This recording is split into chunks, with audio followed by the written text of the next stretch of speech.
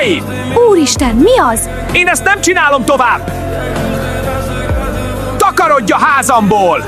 Fejezd már be! Most mi bajod van? Megbeszéltük. Ez a bérapaság nekem nem megy. Nem akarom, hogy veled legyen egy idegen férfi.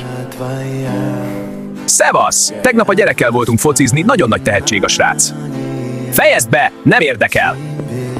Szeretem nagyon a feleségemet, de meg kell értenie, hogy én nem akarok idegen gyereket tőle. Tudom, hogy először rosszul hangzik, de a te gyereked lesz, és ez egy csodálatos dolog. Szakítani fogok.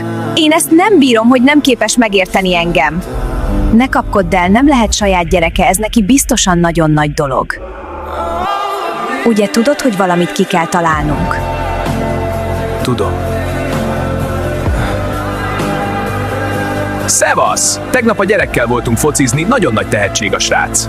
Tudom, hogy először rosszul hangzik, de a te gyereked lesz, és ez egy csodálatos dolog.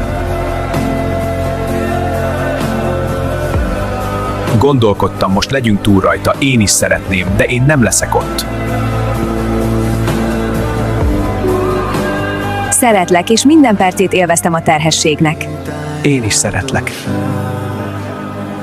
Minden rendben? Jól vagy? Igen, nyugodj meg, pár óra és vége.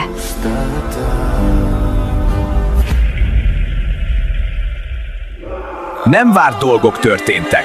Micsoda? Mi történt? Ha érdekel, mi történt, írd meg kommentben, hogy gyerek a következő részért.